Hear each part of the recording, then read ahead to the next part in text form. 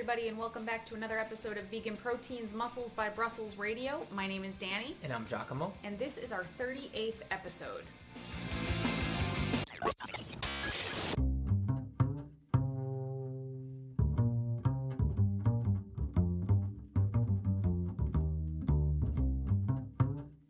So 𝐬𝐿𝐾𝐭, you've had some really cool stuff going on lately with your training. Why don't you, I know you're super excited, why don't you tell people about what's going on? I don't know, I'm not going to stop talking if I start talking about my bench. It's been like, geez, two and a half freaking years of trying to get any sort of progress whatsoever with my bench.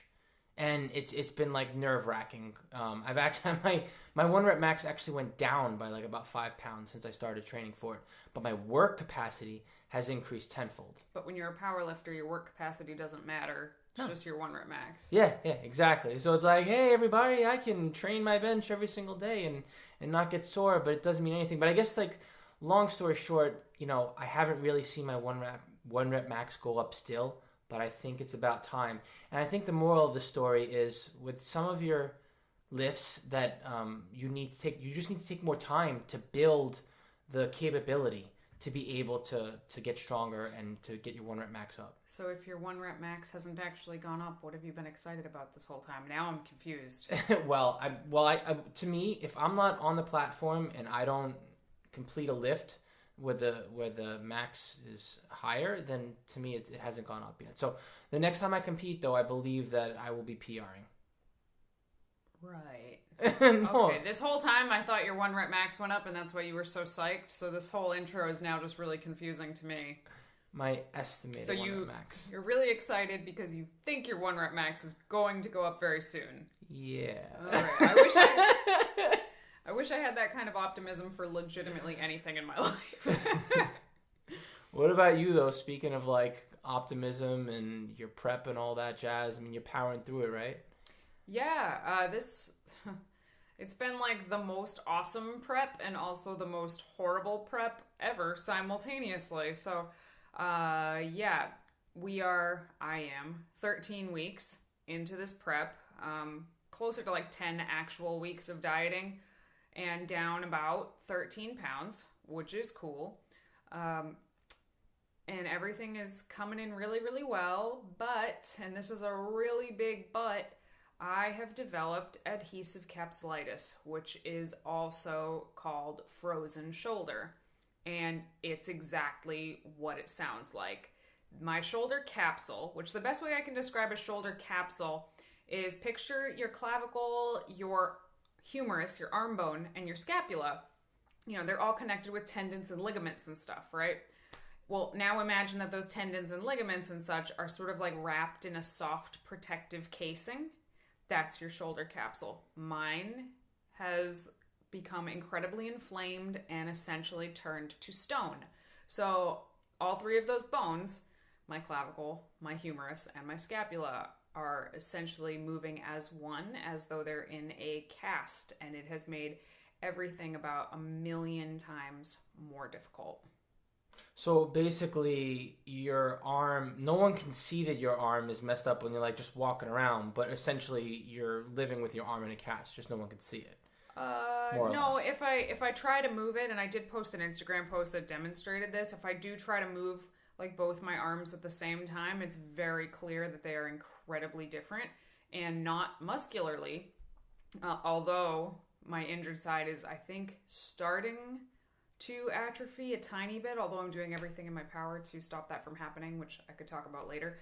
But you can see it. I mean, they're moving completely as one. So training is hard enough, and I've adapted all of my training. Literally, I don't think I could count the number of exercises that were completely unaffected by this on one hand. Everything else has been affected and has had to be modified, incredibly so. But even things like putting on a jacket, putting up my hair, getting something off of a shelf, like I can't, I'm like the Tin Man. I can't do it. I feel like I need an oil can. So yeah, everything's been modified. I'm now going to physical therapy twice a week, chiropractor once a week, and the massage therapist once a week. Probably spending 10 hours a week total just trying to get this to happen faster, because adhesive capsulitis, one, happens oftentimes for no reason. So there was no injury to my shoulder. Nothing was wrong with my shoulder. It just randomly started freezing for no reason, which is probably the most frustrating part of it all, is that I didn't even do anything for this to happen.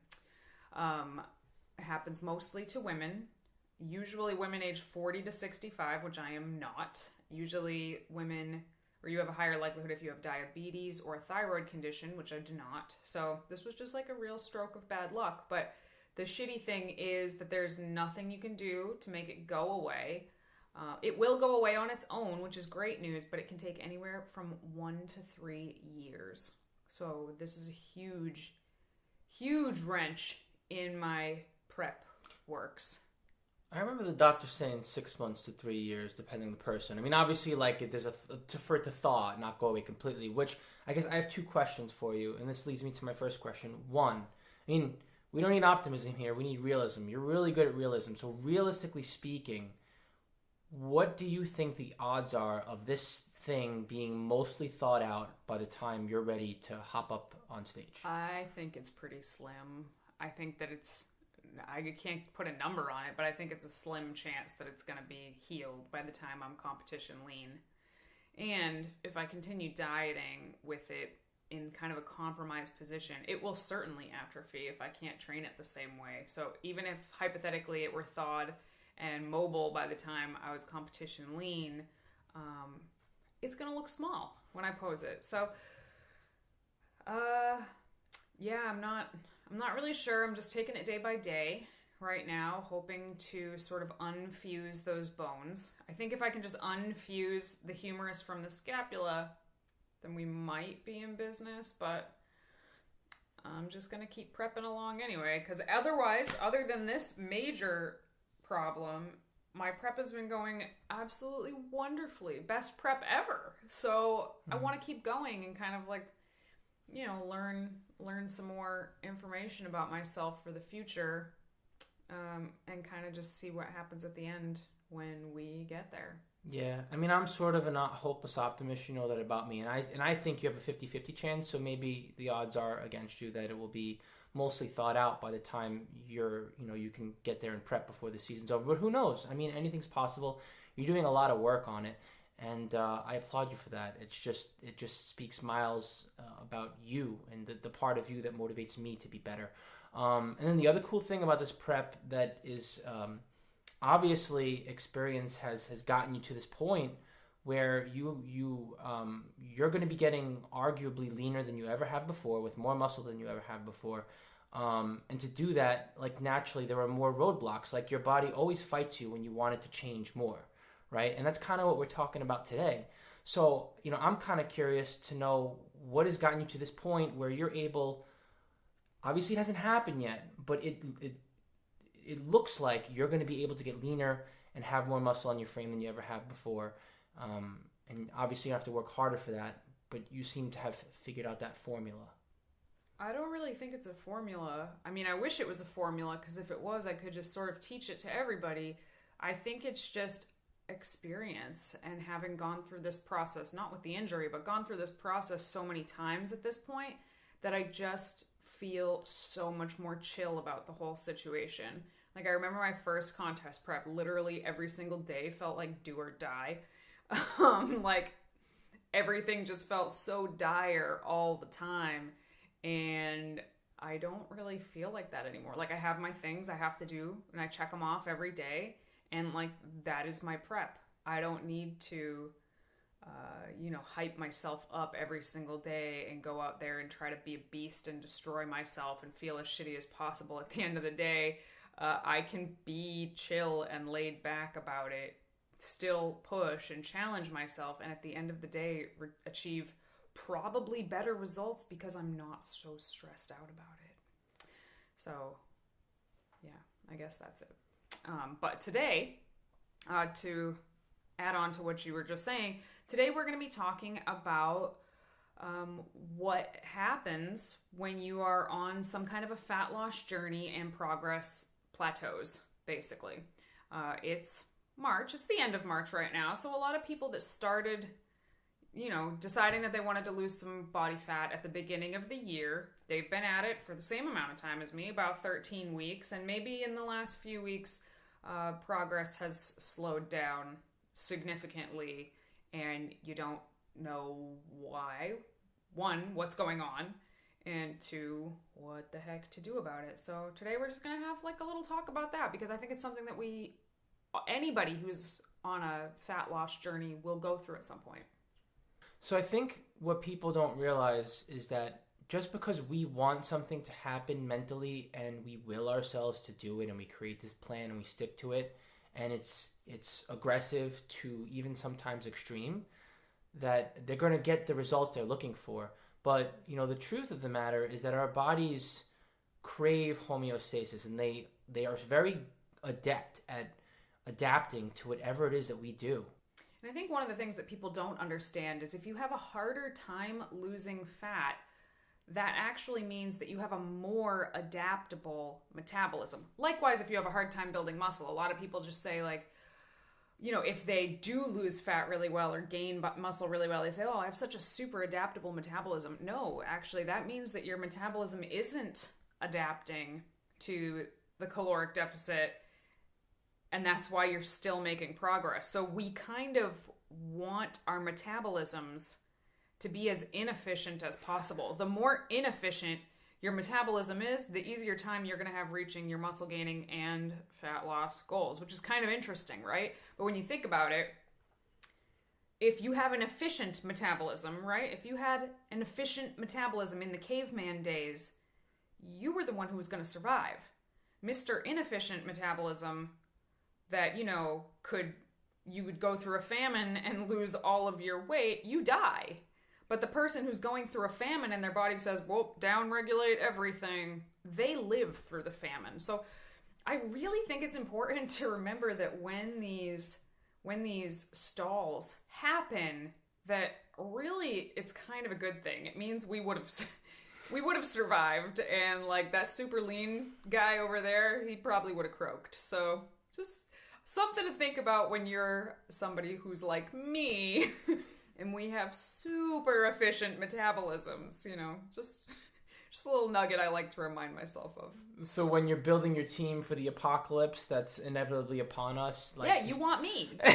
You don't necessarily want me. Right, exactly.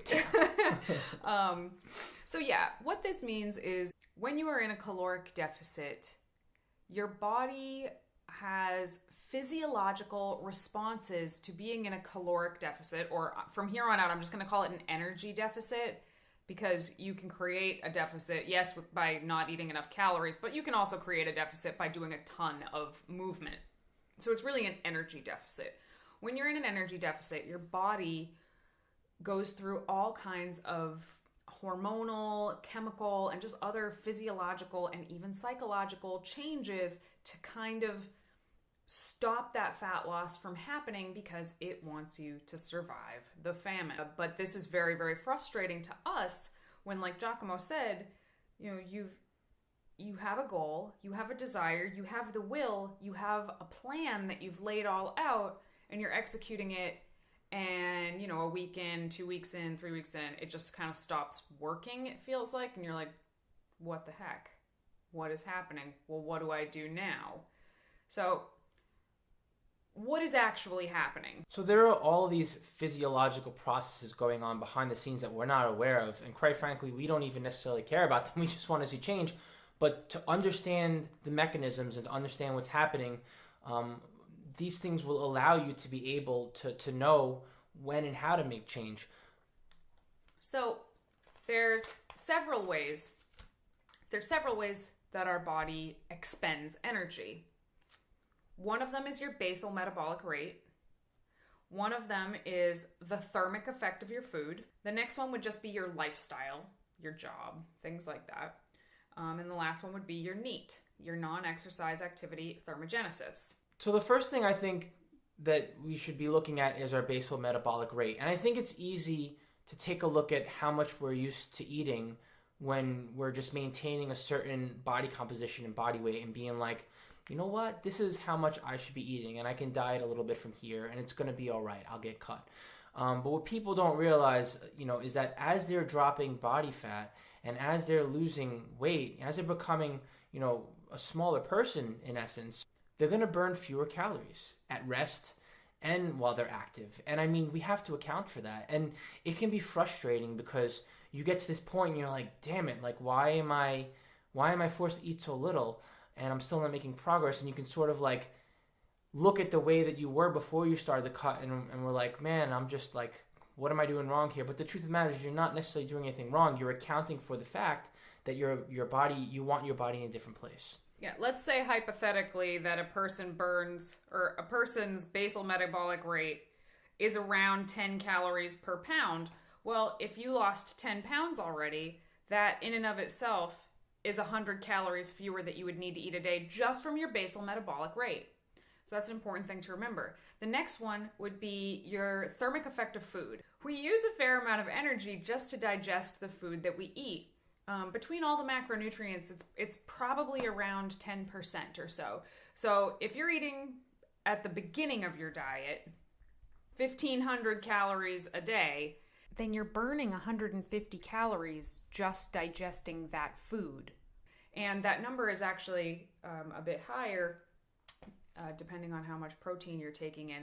But if you were eating 2,000 calories a day beforehand, then that would have been 200 calories you were burning just to eat your food. So when you lower your caloric intake, by definition, you lower the amount of energy you're spending digesting that food. Okay, so we've just explained two separate ways that your body downregulates how many calories it is burning through every day. One, you get smaller. Two, you eat less. Those two things mean you are burning less every day. These are two factors that are completely outside of our control. That's just the way it is. Aside from bumping up your protein to increase your thermic effect of food, there's really not a whole lot we can do about these things right here. But the next two we're going to talk about are things that you can pay attention to and affect. And believe it or not, studies have shown that from the start of a diet to the end of a diet, usually someone's overall calorie expenditure is down maybe 15% or so. Roughly, yeah. From what you would expect, right? But of that 15%, 60% of those calories come from the next two things we're going to talk about. So of the amount that your metabolism slows down during a diet, which is going to happen to everybody, 60% of those calories can be accounted for in a way that we can make up for them as long as we know what to pay attention to. So the first one is just your lifestyle, your job, your day-to-day training.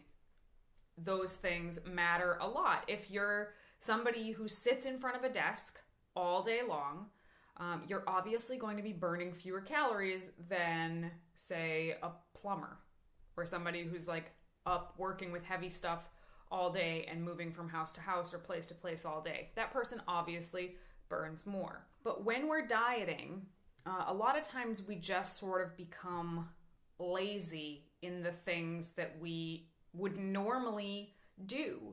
When we're well fed and have plenty of energy, we don't think twice about like picking up that extra shift or getting up several times a day to go to the bathroom if you sit at a desk all day. But when you're dieting and your energy is a lot lower, I personally know that I have convinced myself that I can wait another hour to even go to the bathroom. Just because like I don't feel like getting up right then.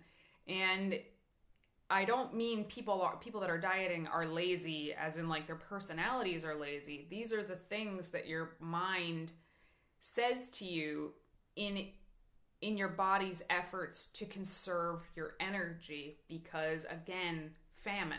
Always think back to that. These are all survival mechanisms for your body. So if, when you're well fed and happy, if someone says, hey, do you want to go out tonight? And you're like, heck yeah, I want to go out tonight. But when you've been dieting for 10 weeks and someone says, hey, do you want to go out tonight? And like Netflix on the couch sounds like a million times better to you. So you decide to do that instead. It's funny. I'm kind of like remembering back in the day where people thought that we could outsmart our metabolism by just like grazing and eating 10 meals all day long. But it's like, no, our bodies, our metabolism and our bodies are still going to outsmart us. And whether we like it or not, when we don't have enough fuel for the energy expenditure that we're used to, we just find like our lifestyle just winds up changing. Like it's just kind of the way it goes. You just end up becoming more sedentary, whether you realize it or not.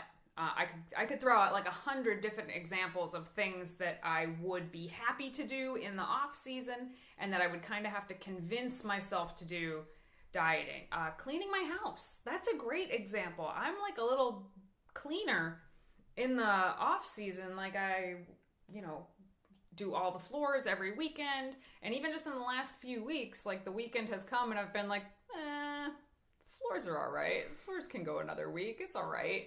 And that's, I know, like I hear myself saying it, but I know it's just like my body's own way of trying to get me to do less. Mm-hmm.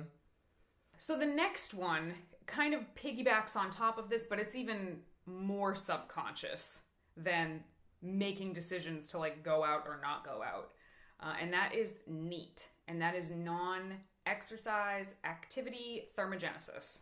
And these are even less obvious ways that we conserve energy throughout our day-to-day. I mean, it doesn't even matter what our lifestyle is. Things that we don't even think about.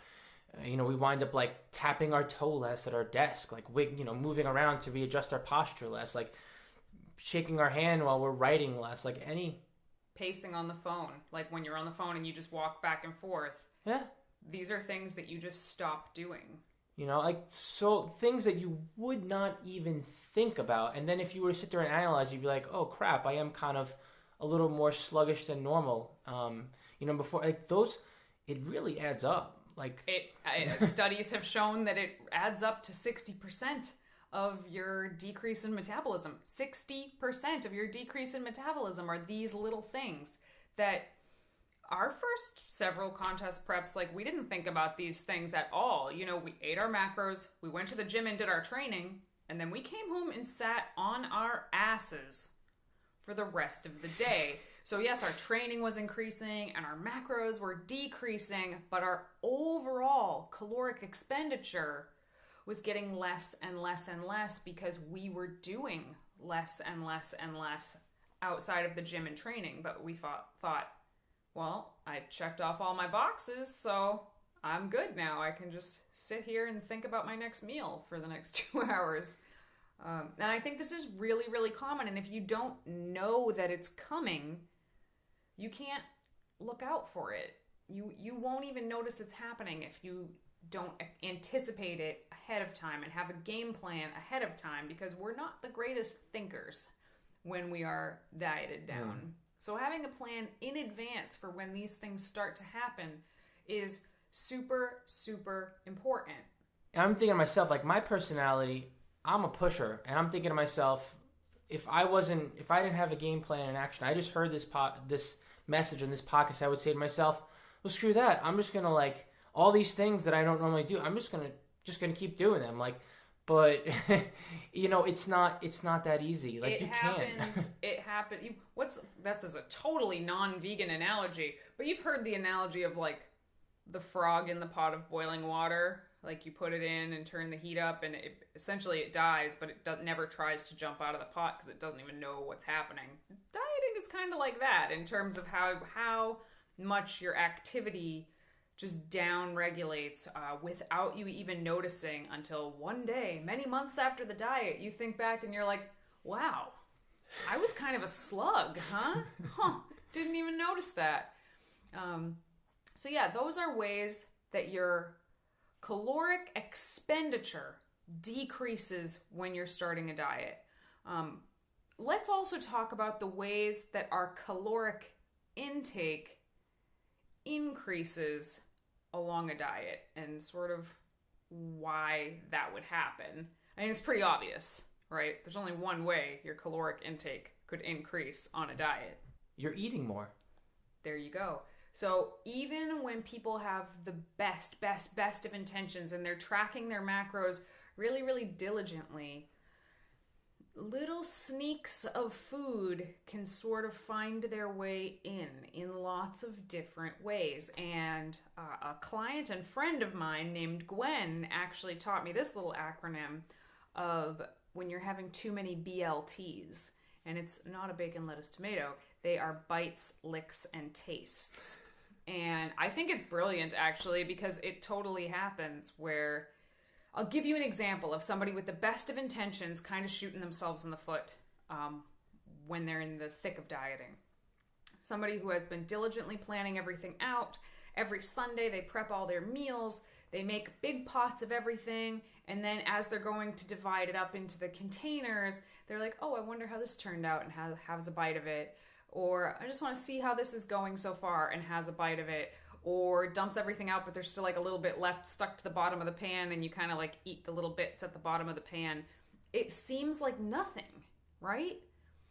But it adds up. When you think about the fact that your expenditure is going down, every little bit that you have in addition to what's planned out can really, really add up. And I think it's very, very important to pay attention to these little bites, licks, and tastes, because they can cut your progress in half. And I don't say that meaning to be like a total hard ass. Like in the off season, if I'm not actively dieting, I am BLTing it up, let me tell you. But when I have a goal of fat loss and, you know, I'm like all about it and intending to do everything right, those little bits do start to sneak their way in. They started to sneak their way into my life about 2 weeks ago, and then I noticed what was going on, and I was like, oh, no, you don't. You don't want to stop making progress because of something so little and stupid when you're doing everything else right. So I'll give you some examples of mine. The meal prep one is actually a very good one. Little add-ons to my food, like I have my meals prepped, but then I sprinkle on some extra nooch at the end, or some extra salsa, or I have more ketchup with my air-baked sweet potato fries, or I start using more stevia, which some stevia really is calorie-free, but most of it isn't really calorie-free. It's just very, very low in calories. So they can write 0 calories, but if you're eating a ton of it every day, it adds up. Things like that really, really start to add up. So paying attention to that, and then I think even more important than that, being honest with yourself about it is critical. Yeah, and that's easier said than done. And I mean, I'm not going to sit here and assume that everyone's using scale and weighing things out in grams when they're portioning out their food, and especially when it comes to foods that are more calorically dense, like say peanut butter, for example. When your hunger is taking control of you, it is you don't even realize just how big these BLTs are, and you wind up making, you know, bigger bites and more rounded scoops of stuff, and yep. Yeah, I mean, like you can literally, you ever seen like a rounded scoop of peanut butter can be like as much as 2 tablespoons, like 1 tablespoon can be as much as 2, for example, without even realizing it, and you will overmeasure pretty easily when you're truly hungry. Yeah, so, you know, you might be able to eyeball stuff at the beginning of a fat loss phase, but you're going to have to start measuring at some point, because your natural inclination is just going to be to get, that's a little heavy-handed. That's all right. Because you're hungry, damn it. Like, just acknowledge that you're hungry, and your body's going to, it does not want you to lose fat. Again, famine, caveman. So you need to be like, oh, gotcha. And stop that from happening. Another thing is, another way that people's caloric intake could be increasing without, BLTs, is if you have either a free meal or a refeed day. We are very much so of the mindset that a refeed day should be just as carefully tracked as a lower calorie day. So if you're doing that, maybe not an issue. But some people just kind of have like a free-for-all. They call it a refeed day, but really it's just like a free-for-all for a day. And then even more people just have like one free meal, or oftentimes people call it a cheat meal, every week. And while your cheat meal might be very moderate at the beginning of a dieting phase, you'll notice that week after week, it's getting a little bit more out of control. I'm a 135-pound woman, and I can easily, on one plate going out to dinner, consume over 1,000 calories. Just by ordering one thing off the menu and macroing it out later, I know it was over 1,000 calories. That's one meal, and that's just ordering one thing and finishing it. So it's very easy if you get like one thing and a dessert. Now you're closer to 1,700 calories. And it can go from, maybe you have that and a cocktail. Now you're at 2,000 calories. In order to drop 1 pound of body fat, you need to burn 3,500 calories more than you take in. I just described a pretty simple meal that would cut down that 3,500 calorie deficit to a mere 1,500. Now, rather than losing 1 pound a week, you're losing like 0.3 pounds that week. And 0.3 pounds, who can actually see that on the scale? Because water and salt and stuff can alter it. So you can be at a quote unquote plateau for several weeks if your cheat meal is out of control. So I'm not a huge fan of cheat meals. I really like to call them free meals. I don't even let my clients call them cheat meals. And, I think having some guidelines to a free meal will help keep that from getting out of control.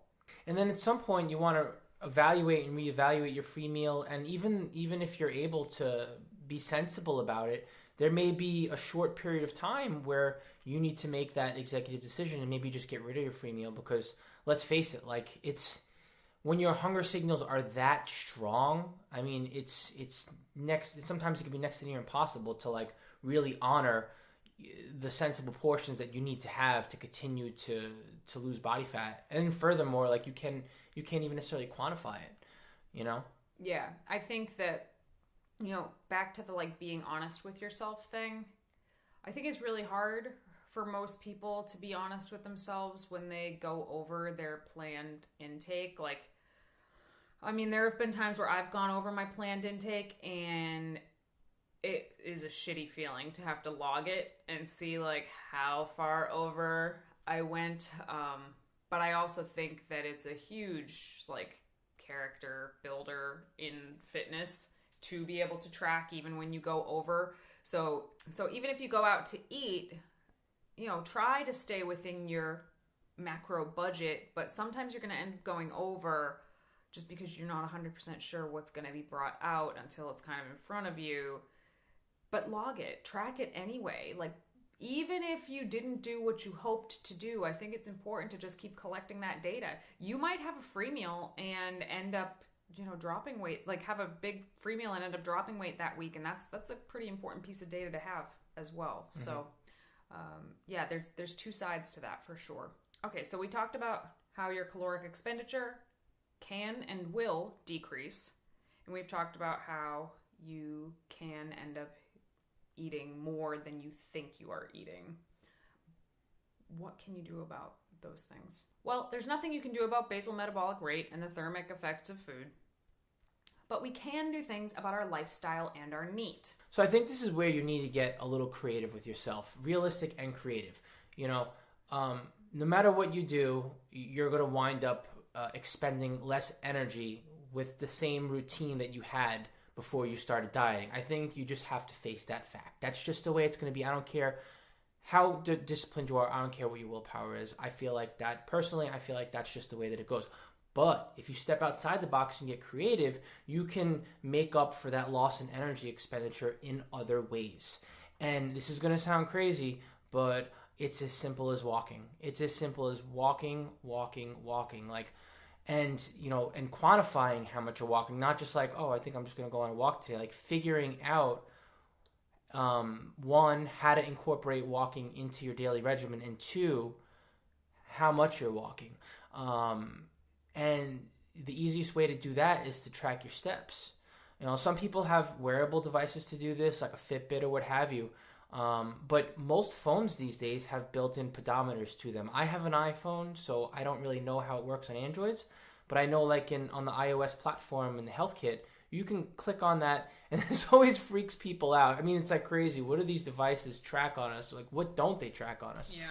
I remember the first day I looked at it, I tapped the health kit, and then I saw all of my steps for like years, and I'm like, oh my God, I cannot believe this phone's been tracking my steps all this time, but it does.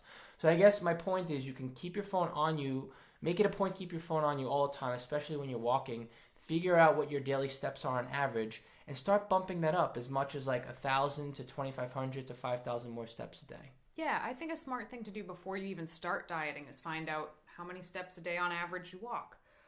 Most people will be pretty bummed out to see that they probably walk like less than 5,000 steps a day, especially if they work at a desk. That might even be shooting high.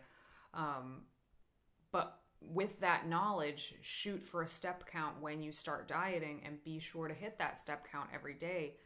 I think a lot of people would be very surprised to know that this entire contest prep thus far, I have not done any cardio besides walking, and I'm only walking 8,000 steps a day. But here's the thing. That's not even that much.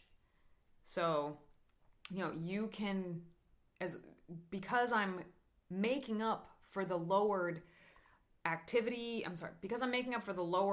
of activity with my lifestyle and my NEAT by walking extra steps, I haven't had to go hop on an elliptical and like plug away really hard and fast for 30 minutes. I'm not saying that's not going to happen at some point during this prep, but you can get really far without it. Well, it's more important than how far you can get without it is the reason why walking should take precedence over cardio, like steady state or high intensity. And the reason being is because walking is not nearly as fatiguing. I mean, it's hardly fatiguing at all, really. And fatigue can halt you dead in your tracks for making progress. I mean, maybe you're the type of person that can push through a workout, but like you're doing yourself a disservice if you've accumulated so much fatigue that you can't properly recover. Let's face it, when you're not fueling yourself up properly because you're dieting, you're not going to recover regardless. So, like your fatigue accumulation is something that's precious and you should like only use it when you need to, like for training. So just starting to do a whole bunch of cardio because you can get steps in quicker and burn fat faster is not necessarily smart. Yeah, so I think I am in agreement with 𝐬𝐿𝐫 that your steps and paying attention to the number of steps you get per day is far and away the best thing you can do to limit your lowered caloric expenditure. Another thing that you can do, and I think it's wise to do this before you start dieting, is to kind of plan out a schedule in advance, like a couple months in advance at least. Think about the things that you're wanting to do. For example, at Easter coming up next week, or at various holidays, or different events that you want to go to, maybe concerts, this or that. Like, commit to them from the beginning and then follow through with it, because you kind of feel pretty crummy into a diet after a while, and you don't really want to do as much. So if you're making a decision on that day, you're probably going to not really be in the mood to do it. But you'll always feel better if you actually do it. And it will only help your diet along if you keep up with your normal activities. If you normally golf with your buddies on the weekends, keep that commitment. Because when you start to take them away, it just chips away at your energy deficit and you can hit a plateau. I mean, yeah, as best as you can. You also have to be realistic with yourself. Like if like you're in a terrible mood and you have shit energy and you just can't do something, like don't force it. But yeah, definitely try to keep up. The food situation, I feel like we mostly covered. Like, it's about being really, really aware, paying attention to what you're doing, and being honest with yourself. There are some other reasons that plateaus can happen, and I think they're a little bit more complicated than we'll be able to really get into in this one podcast, so I'll just kind of generalize it. One of the main reasons that a lot of people plateau is because they're pushing too hard, too fast, or for too long. Basically, they are just dieting too much, and the pushback from their body is so intense that progress is so slow that it feels like almost nothing, and you feel like shit all the time.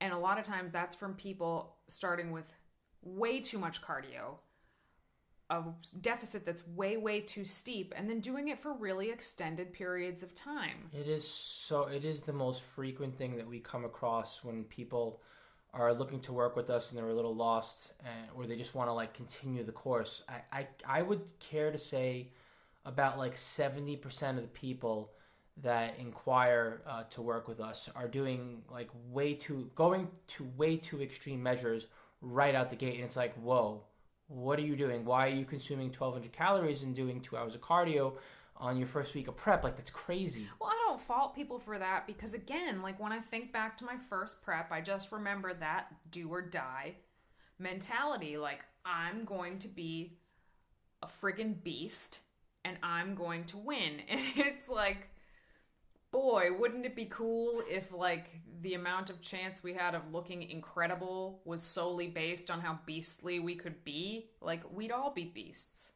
if that was all it took. But it takes so much more than that, and a lot of times more means actually doing less and pacing yourself. So we talked about a lot of physiological changes that take place, but and a lot of those are hormonal too. But again, you're not really interested in what is happening. You're just interested in the fact that you're not getting the results that you want.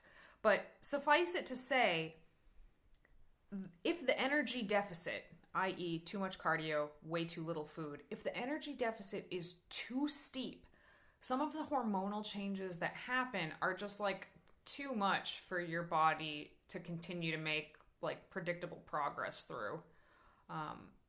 Obviously, if you starve yourself long enough, you will drop weight. You will continue to drop weight. That's been proven time and time again. There's no such thing as I'm eating too little to lose weight.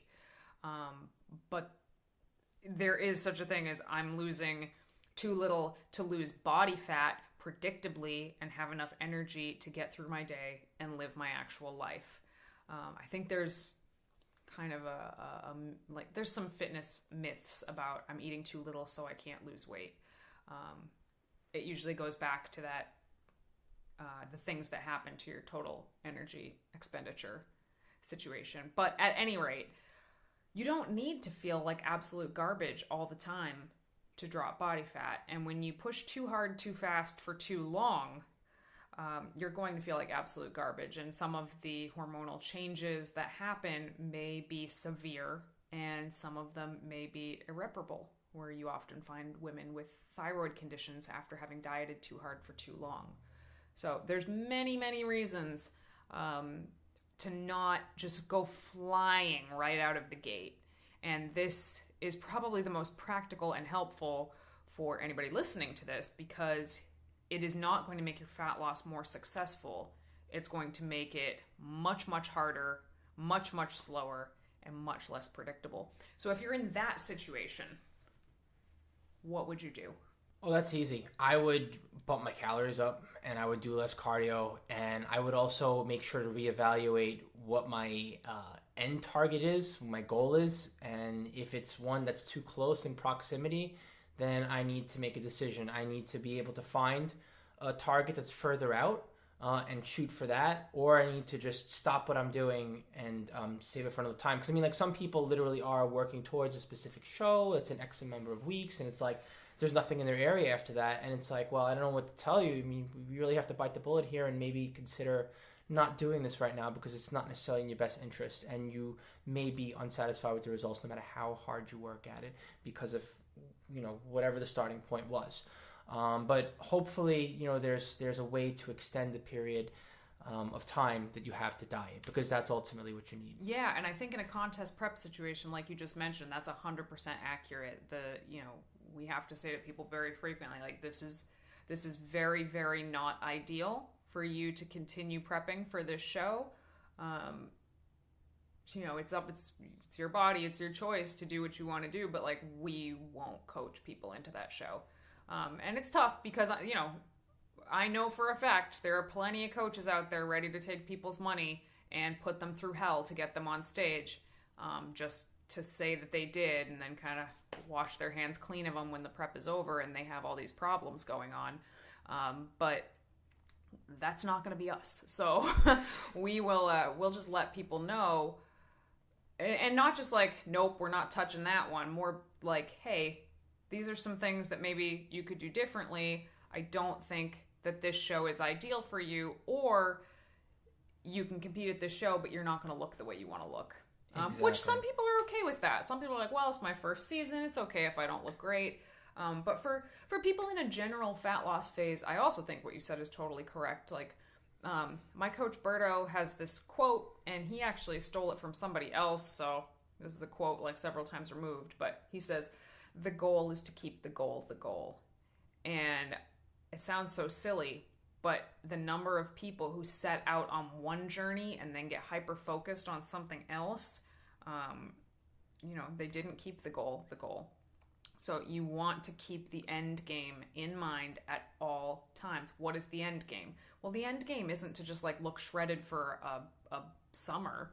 The end game is, for 90% of people, it's to be like fairly aesthetic most of the time for the rest of their life, right? Sure. Like generally, I mean, who doesn't want to like look good pretty much all the time?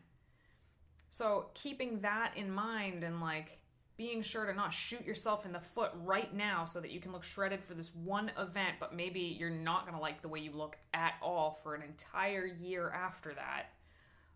You didn't keep the goal at that point. You lost sight of the goal for a shorter term goal. And I think that that's really, really important. And we all have fallen victim to that at one point or another, focusing on something that's too close and kind of forgetting the big picture.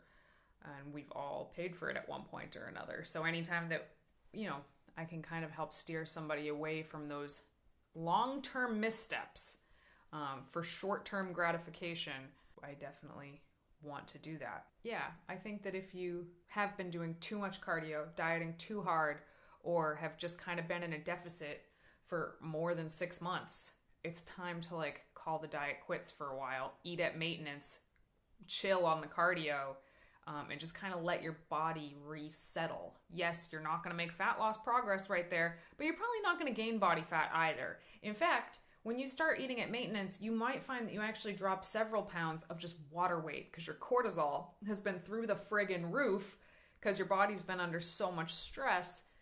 By eating at maintenance, you're going to feel better, you're going to think better, and even if the scale doesn't change, you're probably going to look better because bodies in a deficit, in general, they don't look great. That's why bodybuilders eat, a fair amount of carbs the week before they go on stage. It's because depleted bodies kind of look like crap. Well, and here's another thing about that period of time that you might think you're just sort of set yourself back. You're still working towards your goal because you're able to train harder, which means you're able to gain some muscle and put that on your frame so that as you're continuing to lean out, even though it's a little slower, you've used this period of time to sort of reestablish your physique and put a little more muscle on in the process. And that's actually conducive towards your goals. So you're not, that's like one perspective and one way to look at it also. That's like, hey, I'm not taking a step back here. I'm just using this time to continue to develop my package that I'm ultimately going to present on stage or for a photo shoot or for whatever it is that you're looking to do. Yeah, longevity. Longevity is key. I think the last thing we want to discuss about this is actually identifying if you're in a plateau or not. We coach a lot of people who are making great progress, but week after week we hear like, oh, I'm not losing weight. Oh, I'm not doing anything, or like I'm stuck. And I think that, these are people that we talk to every single week, and even they get stuck with this like mental taffy of like, I'm in a plateau when they're not actually in a plateau. So I assume that there's probably tons of people out there who think they're plateaued who just aren't being patient enough. You're not going to see changes on the scale every single week. It's not going to happen. You might have a couple weeks you see changes in a row, and then you might have 3 weeks where it doesn't freaking move, etc., etc. But don't think that that's a plateau. I would say you're probably not in a plateau until you haven't seen any change in either scale, picture, or measurements in a month. Yeah, that's fair. That's fair to say. Yeah, I think that it's a month, honestly. And for myself in my own prep right now, I have not changed my macros, not once, since the beginning of February. maybe even the last week of January. My macros, my low day macros have not changed once, and I've continued to lose body fat. And again, I have a super efficient metabolism. It adapts to almost everything. So refeeds, diet breaks, those have been helping me to prevent myself from hitting a plateau. But I think that people go 1 week without seeing a change on the scale and immediately want to slash calories. And I think that's kind of jumping the gun. And you do that week after week, and then where do you end up? You end up being that person who has shot themselves in the foot and is dieting too hard and doing too much cardio. And that's what happens when you set deadlines that are too close, for one, but also just when you're not patient and don't have realistic expectations. Well, I think the other thing that you need to remember is that, you even whether you're a seasoned veteran to the dieting game or whether you're a little newer to it, either which way, sometimes you're developing skills and sometimes you got to sharpen those skills up again, and that takes a little bit of time. And I think that's an advantage when you get into the dieting phase and you give yourself adequate time, because at that point, if you don't allow yourself the ability to, I guess, get in the zone, so to speak, you're also potentially shooting yourself in the foot. You don't have like the habits built, the routine built, your life in order. Oh yeah. Yeah, people, I think that this is completely an aside, but if you are thinking about doing a contest prep, get in touch with the person that you want to coach you long before the prep should start. Long before the prep should start. Because you need to learn all of these skills, because if you're learning them for the first time on day one of a competition prep, you are going to have so many hiccups along the road, just because there's so much to learn and it's flipping your life basically on its ass for the next 6 months. Learn these skills in the off season. You will be more successful in your prep. That's all I'm going to say about that. All right, so I guess that's it about fat loss plateaus. Maybe this sparked more questions than it answered, but I definitely think there are some really important takeaways here that you can literally just extract from this podcast right now and put them to use tonight to help keep you on the road to reaching your fat loss goals.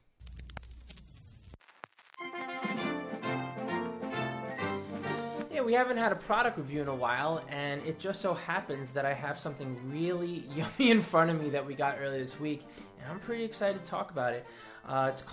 The brand name is Pintful, and let's see, they call it the world's healthiest peanut butter. And I guess they call it that because it's a protein peanut butter. So here's actually something that, health-wise aside, that I found to be really awesome about this, the way that they made this peanut butter. It's really cool, it has protein and all, but I found that it was pretty fluffy actually. And usually when I'm putting peanut butter on something, I want to add to it, and I just want to make it, whatever, like add chocolate, add sweetener, add something to enhance the texture as opposed to just the peanut butter itself. I mean, I'm a peanut butteraholic just like anyone else, and I could just slather a whole bunch onto a piece of bread or apple or whatever. But, I guess my point is this particular peanut butter was especially like fluffy and creamy. And it's funny because when we got this product to try out, I thought to myself maybe it'll be just as good as regular peanut butter, but I wonder what the protein could possibly take away from it taste-wise. So it definitely surprised me to figure out that adding protein to the peanut butter and improving the macronutrient profile also wound up indirectly improving the taste of it. So that's a win. Anyway, this product is not commercially available yet, but they do have a Kickstarter to launch it next week. It's a super awesome company, cool people standing behind the product, and I'm definitely a fan. So we'll leave a link below in the notes for this episode if you want to check it out for yourself, and it's called Pintful Peanut Butter. So another thing, keep your eyes out, because I did make a peanut butter cup recipe with this product, and it should be up on the Instagram either this week or next week, but be sure to keep your eyes out for it. It was really, really good, and I think you guys are going to like it.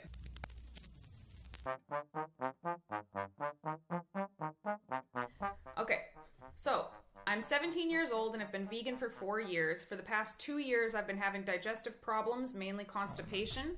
I've been taking a probiotic for 2 months and drink around 85 ounces of water a day. I eat 95% whole foods and don't eat meat substitutes. Nothing seems to help. Do you have suggestions? They're constipated, and they're having how much whole foods in there? Like 85% of their foods are whole foods. 95% whole foods. And I'm assuming they're not dieting. It doesn't. We don't have that. Okay. So here's the thing. Like, have they taken a look at their fiber intake? Because speaking from experience, it could be really cool to be like a militant clean eater.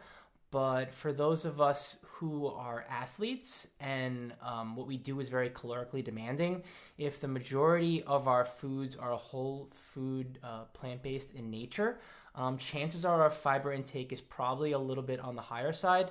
I feel like a good gauge would be, correct me if I'm wrong, I think it's like maybe 10 to 15 grams of fiber per 1,000 calories. It's 14, but who's counting? Whatever. I mean, personally, I feel like vegans tend to get away with eating more fiber because I think like our gut is just used to being able to break down more fiber. But that doesn't mean that we can go crazy with it.